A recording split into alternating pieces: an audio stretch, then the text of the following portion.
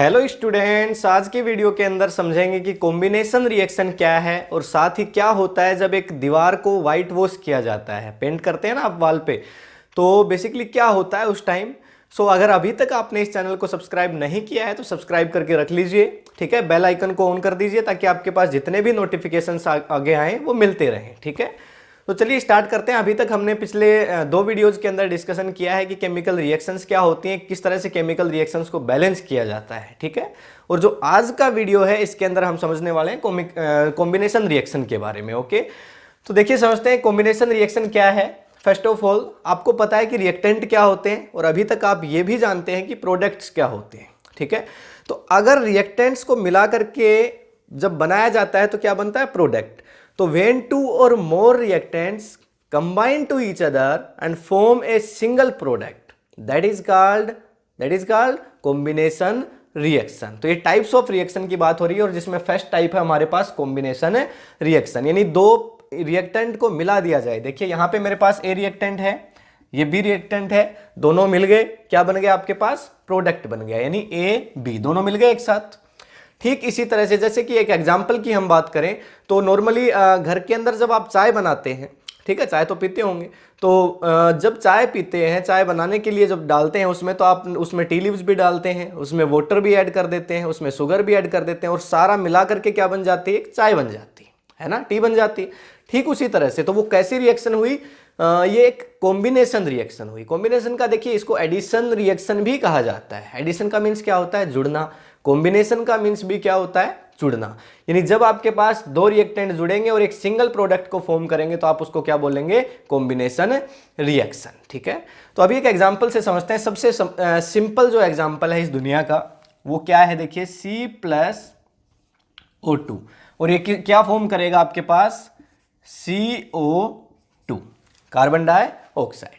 यानी कार्बन और ऑक्सीजन, देखिए यहां पर रिएक्टेंट कितने हैं, एक रिएक्टेंट, ये दूसरा रिएक्टेंट, और इन्होंने जुड़ करके क्या बनाया, कार्बन डाइऑक्साइड। यानी किसी भी ऑब्जेक्ट को जब आप बर्न करते हैं, आगे पढ़ेंगे कि जब आप एक जो आप मेथेन है उसको बर्न करेंगे, नेचुरल गैस को बर्न करेंगे तो क्या होगा। तो यहाँ पे देखिए कार्बन और ऑक्सीजन ने रिएक्ट किया और क्या बन गया आपके पास, कार्बन डाइऑक्साइड। यानी रिएक्टेंट आपके पास कितने थे, दो थे, और प्रोडक्ट कितना बना, एक बना, ठीक है। तो इसी तरह की रिएक्शन जब आपके पास होती है, व्हेन टू और more reactants combine to each other, दो से ज्यादा भी हो सकते हैं, तीन हो सकते हैं, चार हो सकते हैं, तो तीन या चार या इससे भी ज्यादा हो सकते हैं, जब ये एक साथ जुड़ते हैं और एक सिंगल प्रोडक्ट को बना देते हैं। मतलब प्रोडक्ट में दो नहीं होने चाहिए, तीन नहीं होने चाहिए, केवल एक होना चाहिए। तो अगर ऐसा होगा तो जो रिएक्शन होगी that is called N combination reaction, ठीक है। कॉम्बिनेशन रिएक्शन हो जाएगी आपकी। चलिए एक और एग्जांपल देख लेते हैं। आपको पता है हाइड्रोजन एंड वाटर जब जुड़ते हैं तो क्या होता है, देखिए हाइड्रोजन प्लस ऑक्सीजन जुड़ेंगे तो क्या बनाएंगे, आपको पता है वाटर में क्या प्रेजेंट होता है, हाइड्रोजन और ऑक्सीजन प्रेजेंट होती है। तो यहां पे देखिए दोनों जब जुड़ेंगे तो क्या बनाएंगे, H2O। बैलेंस कर देते हैं, बैलेंस तो करना भी आपको आता है। देखिए तो यहां पे अगर मैं 2 कर दूं तो हाइड्रोजन कितने हो गए, 4, और यहां पे कितने हो गए, ऑक्सीजन। अभी चुटकियों में बैलेंस करेंगे आप। तो देखिए ये कितना हो गया आपके पास, 4H2 प्लस ऑक्सीजन कितना हो गया, 2H2O। मतलब क्या हुआ, देखिए रिएक्टेंट 1 एंड 2 और फिर से प्रोडक्ट कितना है, सिंगल प्रोडक्ट है, ठीक है। तो इस तरह की जितने भी रिएक्शंस होंगे उनको कहा जाएगा कॉम्बिनेशन रिएक्शन। समझ चुके होंगे आप कि जब रिएक्टेंट आपके पास 2, 3, 4, 5 कितने भी हो सकते हैं लेकिन प्रोडक्ट आपके पास केवल 1 होता है, तो इस तरह की रिएक्शन को कहा जाता है कॉम्बिनेशन रिएक्शन। ओके, सिंपल है। इसके बाद देखिए अब हम चलते हैं हमारे क्वेश्चन पे कि क्या होता है जब एक वाल पे वाइट वॉश किया जाता है। तो 3 प्रोसेस वहां वर्क करती हैं जब एक वाल पे आप वाइट वॉश कर रहे होते हैं। तो सबसे पहले आप जब वाइट वॉशिंग करनी होती है तो आप चूना लेकर के आते हैं बाजार से, और वो चूना कौन सा होता है, जिसको हम बोलते हैं क्विक लाइम, ठीक है। तो एक बार इसको रफ कर लेता हूं मैं। तो यहां से आपके पास होगा क्विक लाइम। तो ये जो क्विक लाइम है ये क्या होता है, क्विक का मतलब इसको बिना बुझा हुआ चूना कह देते हैं, अनब्रंट जो चूना है वो बोल देते हैं, और क्विक लाइम बोल देते हैं, ठीक है। तो सारे वर्ड इसी, सारे ये जो वर्ड्स यूज हो रहे हैं ये इसी के लिए हो रहे हैं। तो देखिए क्विक लाइम क्या है आपके पास, CaO। जब आप चूना मार्केट से लेकर के आए तो ये क्या था, CaO। जब आप इसको बोल सकते हैं क्विक लाइम, ठीक है, ये क्विक लाइम। अब देखिए आप क्या करते हैं, उसको एक घड़े के अंदर डालते हैं, उसको एक कंटेनर में डालते हैं और उसके बाद उसमें पानी डाल देते हैं, वाटर ऐड कर देते हैं। ये तो करते हैं सिंपली जब व्हाइट वॉश करते हैं दीवार पे, ठीक है। तो यानी CaO था आपके पास, क्विक लाइम था। अब उसमें आपने क्या ऐड कर दिया, वाटर ऐड कर दिया। चलिए वाटर ऐड कर देते हैं, ठीक है। वाटर ऐड करने के बाद क्या होगा आपके पास, देखिए कैल्शियम ऑक्साइड था, इसको क्या बोल सकते हैं आप, कैल्शियम ऑक्साइड बोल सकते हैं या क्विक लाइम, ठीक है, या बिना बुझा हुआ चूना, ठीक है। उसके बाद देखिए इसके अंदर हमने पानी डाल दिया, वाटर ऐड कर दिया। अब इसके बाद क्या होगा, ये दोनों एक दूसरे के साथ जुड़ेंगे और एक तीसरा प्रोडक्ट है वो बना देते हैं, क्या होता है, कैल्शियम हाइड्रोक्साइड। अब काफी बार आपको बुक्स के अंदर दिया जाता है कि क्विक जो आपका लाइम वाटर है या स्लैग्ड लाइम है या बुझा हुआ चूना है, वो यही होता है सारा, ठीक है, बुझा हुआ चूना, स्लैग्ड लाइम, ठीक है। और इसके बाद देखिए यहाँ पे या तो आप इसको बोल सकते हैं लाइम वाटर, लाइम वाटर बोल सकते हैं, स्लैग्ड लाइम बोल सकते हैं, स्लैग्ड लाइम, या फिर बुझा हुआ चूना आप इसको बोल सकते हैं। और केमिकल नेम क्या होगा, कैल्शियम हाइड्रोक्साइड होगा, ठीक है। अच्छा यहां पे ये क्या था, क्विक लाइम, तो क्विक लाइम था और हमने इसके अंदर क्या ऐड कर दिया, वाटर ऐड कर दिया। लेकिन यहां पे बात खत्म नहीं होती है, अब दीवार पे आपने इसको लगाया नहीं है। अब आप दीवार पे किसको लगा रहे हैं, इस क्विक लाइम को, ये जो आपका लाइम वाटर बना है या जो स्लैग्ड लाइम बना है, इसको आप क्या कर रहे हैं, दीवार पे लगाने लग रहे हैं। अच्छा अब क्या होगा, जब आप इसको दीवार पे लगा रहे हैं तो क्या हो रहा है, देखिए कैल्शियम हाइड्रोक्साइड लगाया आपने, क्या लगाया, कैल्शियम हाइड्रोक्साइड।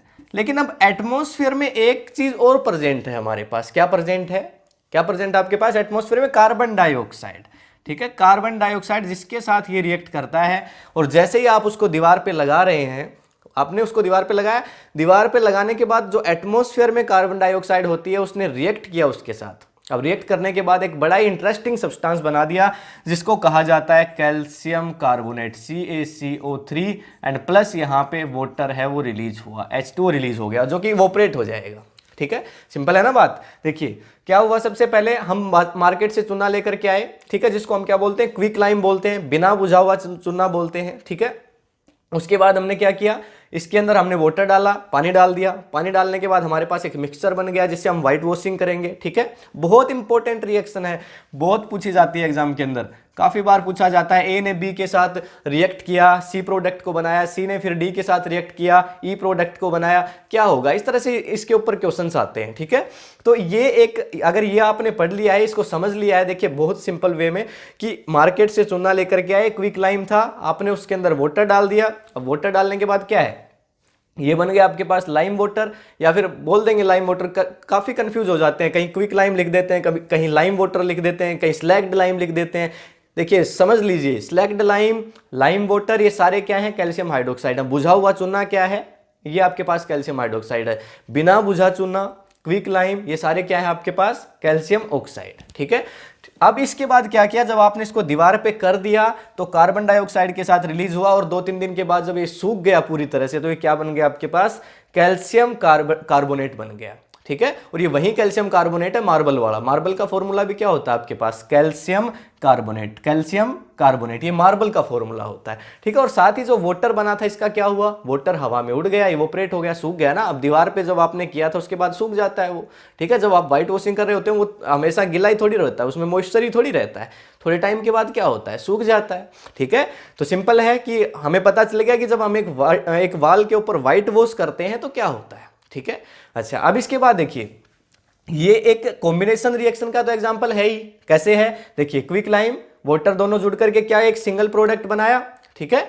उसके बाद ही हमने इसके आगे का प्रोसीजर था उसको हमने लिख लिया। साथ ही एक और रिएक्शन का एग्जांपल है ये, जिसको मैं यहां पे बोलूंगा एक्सोथर्मिक रिएक्शन, ठीक है। तो ये हमारे पास एक्सोथर्मिक रिएक्शन का एग्जांपल भी है।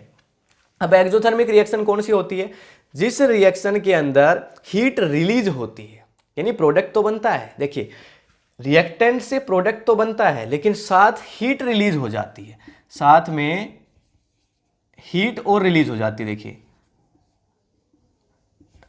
तो साथ में हीट और रिलीज होती है। यानी आपने एक रिएक्टेंट को, 2 या 3 रिएक्टेंट को ऐड किया, ठीक है। उसके बाद इसमें अब जरूरी नहीं कि इसमें एक ही प्रोडक्ट बने, 2 बन सकते हैं, 3 बन सकते हैं, 4 बन सकते हैं, पर इंपॉर्टेंट क्या है कि हीट रिलीज होनी चाहिए। अगर हीट रिलीज हुई है किसी भी वे में, अच्छा कार्बन और ऑक्सीजन को जलाया आपने, कार्बन को लिया, उसको आग लगा दी, जला दिया, हीट तो रिलीज होगी। अखबार का टुकड़ा लिया, जला दिया, वो C+O2 ही होता है, CO2 बन जाती है, तो उसमें भी हीट रिलीज हो रही है, तो वो भी एक कैसी रिएक्शन का एग्जाम्पल है, एक्सोथर्मिक रिएक्शन का एग्जाम्पल है। ओके, तो यहां पे हम क्या कह सकते हैं कि जो एक्सोथर्मिक रिएक्शन है वो क्या है कि reaction in which heat is released, okay, along the formation of product, okay, that is called exothermic reaction. तो वो सारी रिएक्शंस जिनके अंदर आपकी हीट रिलीज होती है जब आपका एक प्रोडक्ट बनता है उसके साथ, उन सभी रिएक्शंस को कहा जाता है एक्सोथर्मिक रिएक्शन। अब उसके बाद देखिए हम चलते हैं आगे, तो इसके कुछ एग्जांपल्स एक और ले लेता हूं मैं। यहाँ पे हमारे पास एक और एग्जांपल है, जैसे मेथेन।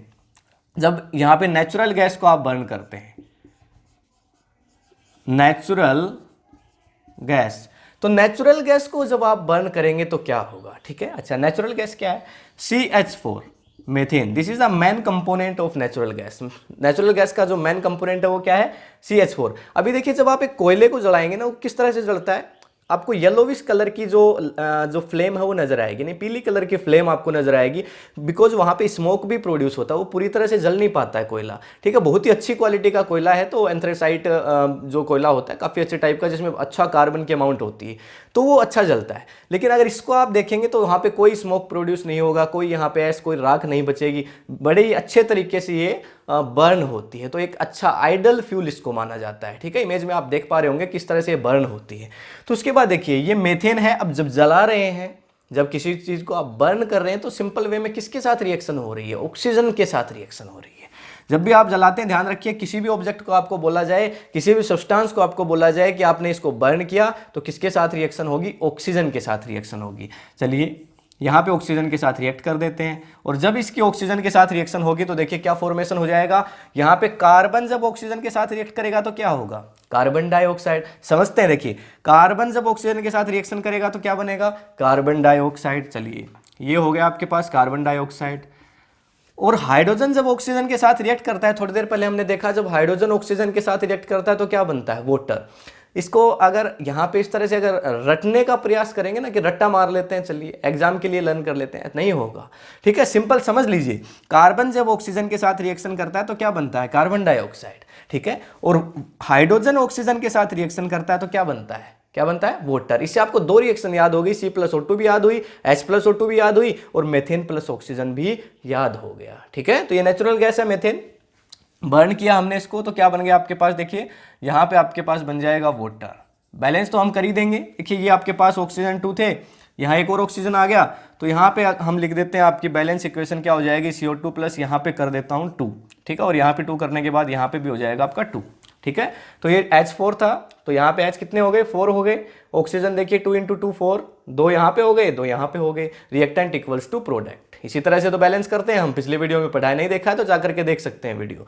अच्छा, ये हमारे पास हो गई। तो क्या ये भी एक्सोथर्मिक रिएक्शन है, बिल्कुल एक्सोथर्मिक रिएक्शन है। जब किसी भी सब्सटेंस को बर्न करते हैं तो हीट रिलीज होती है, और जब हीट रिलीज होती है तो वो कौन सी रिएक्शन का एग्जांपल हो जाता है, एक्सोथर्मिक रिएक्शन का एग्जांपल हो जाता है। इसका मीन्स ये भी कैसी रिएक्शन है, आपकी एक्सोथर्मिक रिएक्शन है।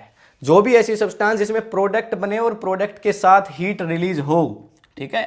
तो यहां पे लिख देता हूं, प्रोडक्ट के साथ हीट रिलीज हो, इसको डिनोट किया जाता है ऐसे डेल से, डेल लिख देते हैं, ठीक है। तो उसको हम क्या बोलते हैं, एक्सोथर्मिक रिएक्शन बोलते हैं। उसके बाद देखिए थर्ड टाइप हमारा आता है एंडोथर्मिक रिएक्शन। अच्छा, ये एंडोथर्मिक रिएक्शन क्या होती है, जिस तरह से इसमें हीट रिलीज होती है, एंडोथर्मिक में हीट है वो एब्जॉर्ब हो जाती है।